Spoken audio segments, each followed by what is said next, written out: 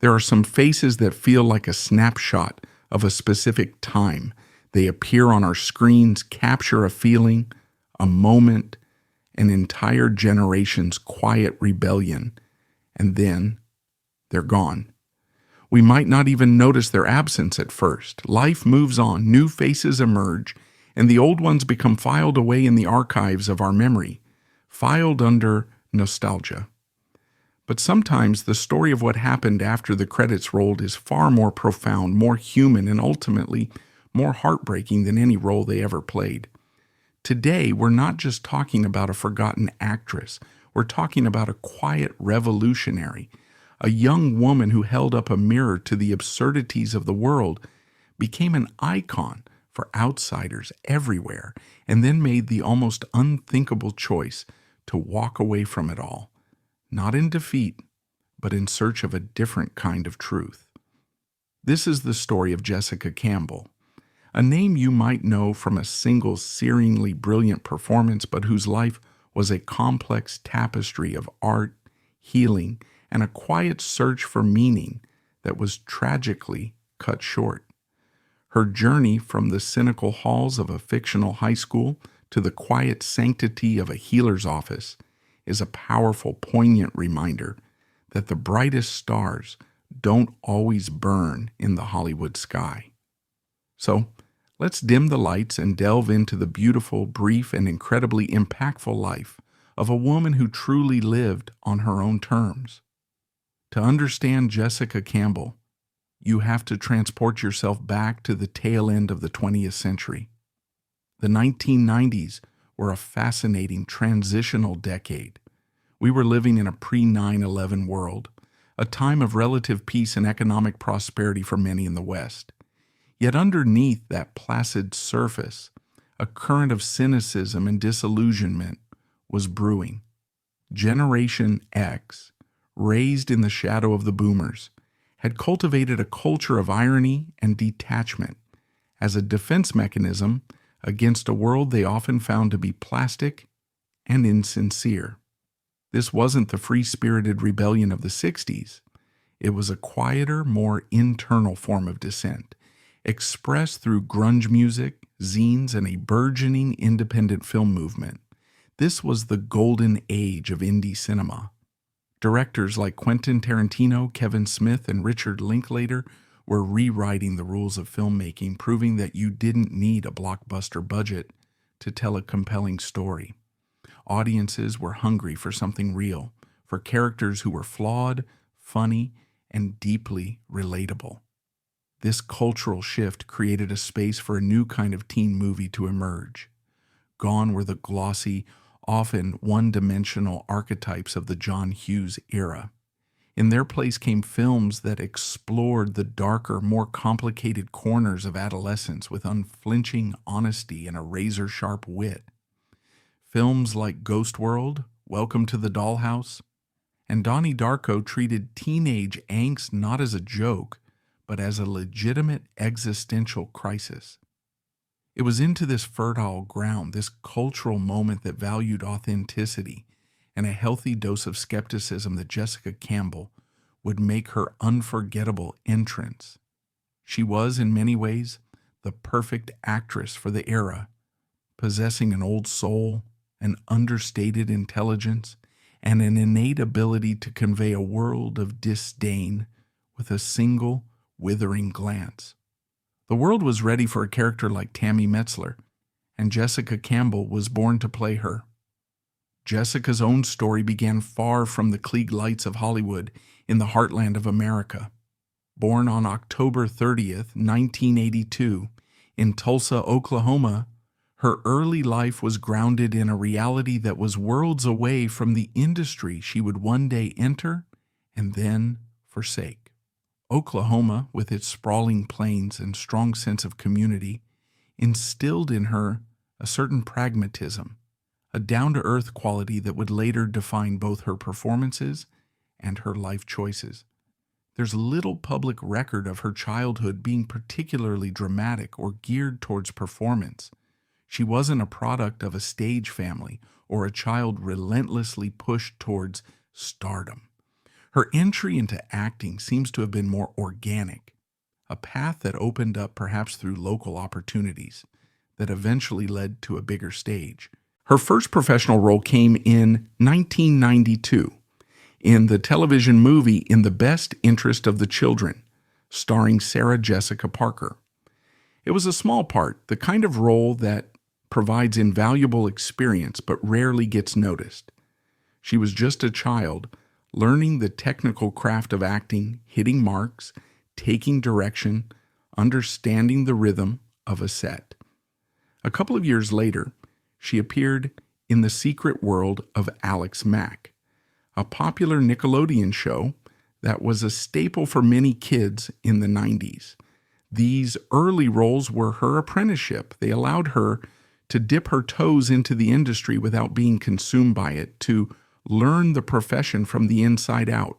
They were crucial building blocks, but they were merely the prelude to the role that would define her career and capture the spirit of an era. In 1999, director Alexander Payne was adapting Tom Perrotta's sharp, satirical novel, Election. The film was a brilliant dissection of ambition, morality, and the messy mechanics of American democracy, all cleverly disguised as a high school comedy.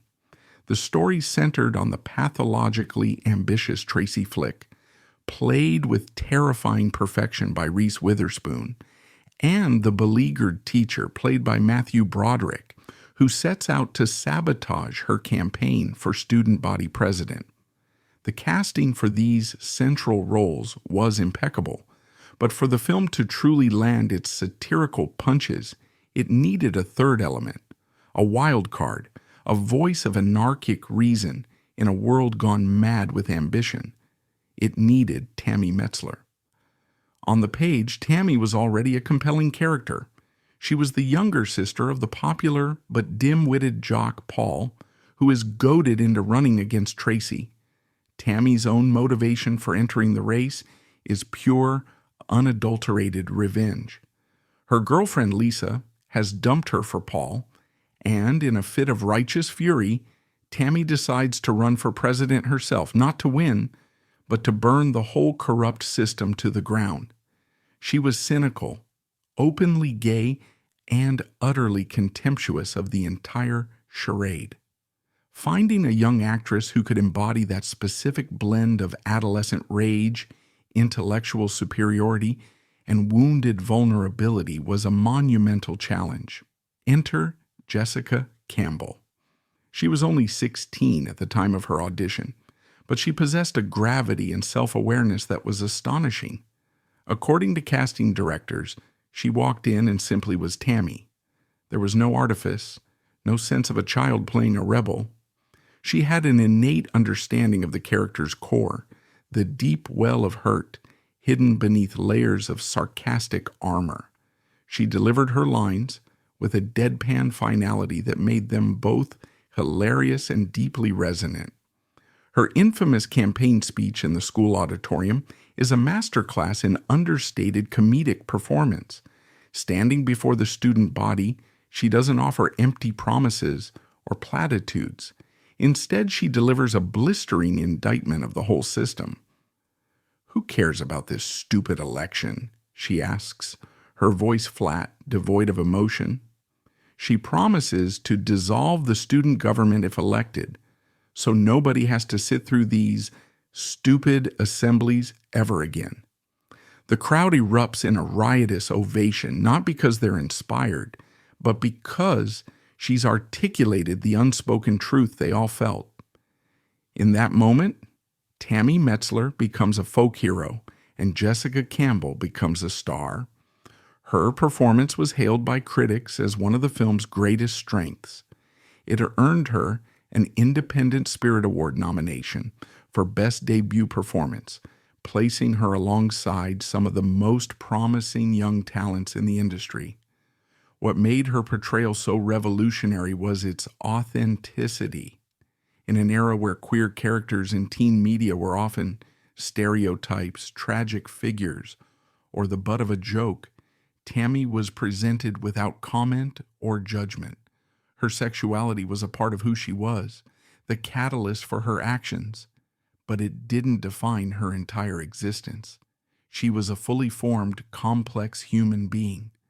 Jessica played her with a quiet dignity and a defiant spark that resonated deeply with audiences, especially with young people who felt like outsiders themselves. She became a symbol for anyone who had ever wanted to stand up and say, "This is all meaningless." It was a performance that should have been the launch pad for a major career. For a time, it seemed like it would be. After the whirlwind of acclaim for Election, the industry took notice. Jessica wasn't just another teen actress. She was a serious talent, capable of incredible depth and subtlety. She began to choose roles that challenged her, projects that resided in the thoughtful, character-driven world of independent film. Her next significant role came in the 2001 film The Safety of Objects, directed by Rose Troche and based on the short stories of A.M. Holmes. The film was an ensemble drama weaving together the lives of several families in a quiet suburban neighborhood, exploring the hidden anxieties and desires lurking beneath the surface of their seemingly perfect lives. In it, Jessica played Julie, a teenage girl who becomes entangled in a complex and emotionally fraught relationship with a neighbor, a man who is recovering from a devastating loss. It was a delicate, difficult role that required a profound level of emotional maturity. She had to convey a mix of adolescent yearning, confusion, and a burgeoning awareness of adult sorrow. Acting opposite seasoned veterans like Glenn Close and Dermot Mulroney, Jessica held her own with a quiet confidence. Her performance was a study in nuance.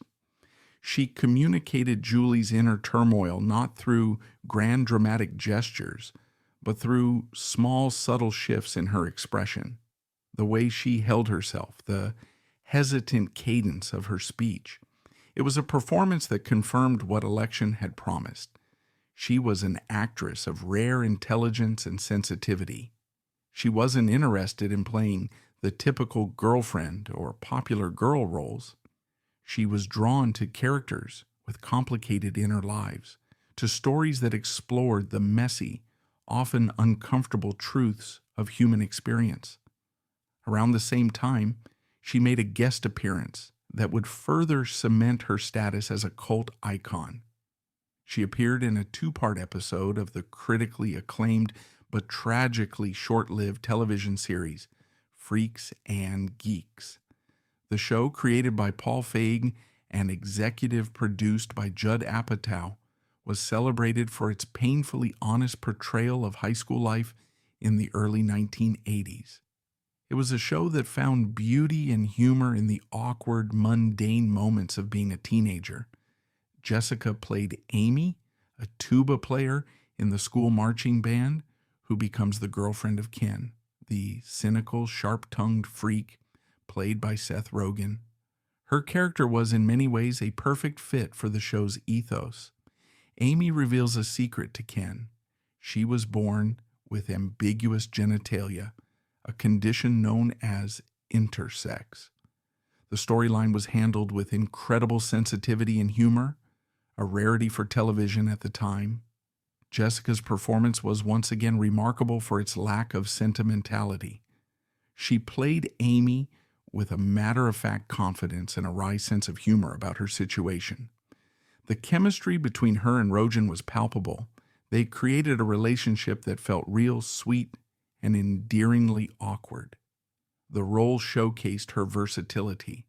She could be the acerbic rebel, the vulnerable teenager, and the charmingly offbeat romantic lead.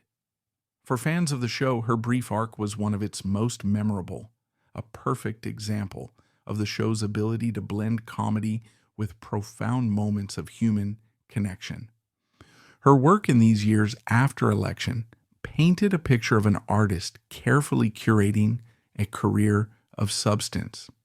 She seemed poised to become a fixture in the world of independent cinema, a go-to actress for complex, unconventional roles, which is why what happened next was so surprising. Sometime in the early 2000s, without any fanfare or public announcement, Jessica Campbell simply disappeared from the screen. There was no final interview, no press release explaining her departure. She just stopped. For fans who had followed her nascent career, it was a mystery. In the ruthless, attention-driven economy of Hollywood, voluntarily walking away from a promising career is practically unheard of. It's a move that defies the logic of the industry, a world where momentum is everything, and to stop is to be forgotten. The reasons for her departure were, like Jessica herself, quiet and deeply personal. Years later, through conversations with her family after her passing, a clearer picture emerged.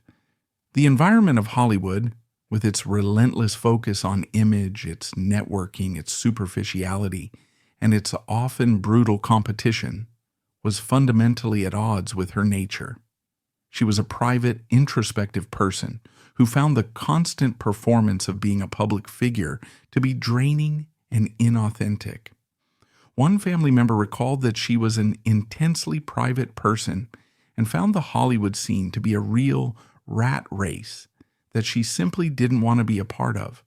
She wasn't driven by fame or wealth. She was driven by a search for genuine connection and meaning, and she came to the profound realization that she wasn't going to find it on a film set. Imagine the courage that decision took. At an age when most young adults are just beginning to figure out their path, she had already achieved a level of success that many strive for their entire lives, and she chose to turn her back on it. It wasn't a rejection of the art of acting itself, but a rejection of the industry that surrounded it. She chose her own well-being, her own integrity, over the promise of a life in the spotlight. It was, in its own way, the most Tammy Metzler-esque thing she could have possibly done.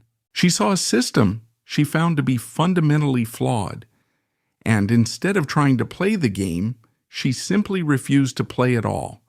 She took her life back into her own hands and set off in search of a completely new purpose, a path that would lead her from storytelling to healing. Having closed the chapter on Hollywood, Jessica embarked on a journey of profound personal and professional transformation. She traded scripts for textbooks, red carpets for lecture halls. Her new ambition wasn't to win an Oscar, but to understand the intricate workings of the human body and the art of healing. She enrolled in school and dedicated herself to the rigorous and demanding field of naturopathic medicine. This choice was not a whim. It was a reflection of her core values. Naturopathic medicine is a distinct system of primary health care that emphasizes prevention and the self-healing process through the use of natural therapies. It's a holistic approach, viewing the body, mind, and spirit as interconnected parts of a whole, rather than just a collection of symptoms to be treated with pharmaceuticals. This philosophy resonated deeply with her. It was a discipline grounded in authenticity, in listening to patients, and in empowering them to take control of their own health. This new path offered a grounding sense of purpose that the fleeting world of filmmaking never could. The years of study were intense, requiring a mastery of complex medical sciences, from biochemistry and anatomy to pharmacology and clinical diagnosis, all viewed through a holistic lens. She wasn't just learning a trade. She was adopting a new way of seeing the world, one centered on balance, nature, and compassion. After completing her extensive education and clinical training, she became Dr. Jessica Campbell, ND. She was no longer a character on a screen. She was a physician, a healer. She eventually settled in the Pacific Northwest, a region known for its progressive values and embrace of alternative and complementary medicine. There, she established her own practice. She worked not in a sprawling, impersonal hospital, but in a setting that allowed her to build genuine, lasting relationships with her patients. Her days were filled with consultations, with listening intently to people's stories, their struggles, their hopes for a healthier life. She would have spent her time crafting personalized treatment plans, using tools like clinical nutrition, botanical medicine, homeopathy, and lifestyle counseling. It was a life of service, a world away from the fleeting glamour of her past. Her family described her as being incredibly dedicated to her work. She was passionate about helping people and found immense fulfillment in her new calling. This wasn't a second-best career, it was her true vocation. The same intelligence and sensitivity that had made her such a compelling actress now made her an empathetic and effective physician. She had found a way to channel her innate desire to connect with people and understand the human condition into a tangible, life-altering practice. In a world that often measures success by visibility and public acclaim, Jessica Campbell had discovered a quieter, more profound form of achievement, the daily anonymous work of easing suffering and guiding others toward wellness. She had successfully built a new life, a life of purpose and meaning, entirely on her own terms, far from the gaze of the public eye. While there were no major public controversies in Jessica Campbell's life in the traditional sense, no scandals, no dramatic fallouts, her story does invite us to consider some of the more nuanced and often unsettled debates that surround the entertainment industry and the paths we choose in life. Her decision to leave Hollywood, while a personal one, can be viewed as a quiet critique of the industry itself, particularly its impact on young performers. The pressure placed on young actors is immense. They are often thrust into an adult world with adult expectations, forced to navigate fame, rejection, and intense public scrutiny at a formative age. Many struggle with the transition, and stories of child actors facing difficulties later in life are tragically common. Jessica's story represents a different outcome, not a tragic fall, but a conscious, deliberate uncoupling. Her choice raises an important question. What does it say about an industry when a talented, successful, and grounded young person decides that the most sensible course of action is to leave it entirely? It forces us to look beyond the success stories and consider the human cost of fame. Furthermore, her pivot to naturopathic medicine touches upon the ongoing historical and cultural debate surrounding conventional versus alternative medicine. Naturopathic medicine, while a licensed and regulated profession in many places, still occupies a space that is sometimes viewed with skepticism by the mainstream medical establishment. Jessica's dedication to this field was, in itself, a form of advocacy. She chose a path that challenges a purely pharmaceutical, symptom-based approach to health, championing a holistic model that emphasizes patient empowerment and natural healing. Her life's work contributes to the larger conversation about what it means to be healthy and how we, as a society, should approach wellness. It wasn't a loud public debate she was waging, but through her daily practice, she was part of a movement toward a more integrated and personalized form of healthcare. Finally, her story leaves us with a kind of historical what if. What if she had stayed in Hollywood? With her immense talent, what roles might she have taken? Could she have become one of the great character actresses of her generation? It's a debate with no answer, of course, but it speaks to our fascination with untapped potential. Yet to dwell on this is perhaps to miss the point of her life entirely. The most compelling aspect of her story is not the career she gave up, but the life she chose instead. Her journey challenges our very definition of success, suggesting that a life of quiet service and personal integrity can be far more valuable than a life of fame and fortune. The most significant debate her life inspires is one we should all have with ourselves. What does a meaningful life truly look like? On December 29, 2020, the quiet, purposeful life that Jessica Campbell had built for herself came to a sudden and devastating end. She had spent the day as she spent most of her days, working at her clinic, tending to her patients. Later, she went to visit her mother and aunt in Portland, Oregon. According to her family, she was conversing with them in the kitchen when she excused herself to go to the bathroom. She never came back out. When her aunt went to check on her, she found Jessica collapsed on the floor, unresponsive. Paramedics were called immediately. They arrived and worked tirelessly, but were ultimately unable to revive her. Jessica Campbell was pronounced dead at the scene. She was only 38 years old. The news was a profound shock to her family and her small community of patients and friends. To the wider world, which had largely forgotten her, the news of her death was a bizarre and tragic footnote that slowly began to spread across social media. The initial reports were sparse, leaving many to wonder what had happened. An autopsy was performed by the Multnomah County Medical Examiner, and the cause of death was determined to be a result of a severe thoracic congestion and a delayed complication of a previous pulmonary embolism. In simpler terms, she had suffered from severe congestion in her lungs and a related heart issue. Her family reported that she had been experiencing cold-like symptoms for several days, but given the ongoing COVID-19 pandemic, she had tested negative for the virus. No one, including Jessica herself, seemed to realize the severity of her condition. It was a sudden, tragic, and cruelly random event. The news of her passing rippled through the internet, reactivating long-dormant memories for a generation of movie fans. People who hadn't thought about election in years were suddenly sharing clips of her iconic speech, remembering the defiant, intelligent, and utterly cool presence she had on screen. Tributes began to pour in from those who had worked with her. Reese Witherspoon posted a heartfelt message on Twitter, writing, "My heart is broken. Working with Jessica on election was such a pleasure.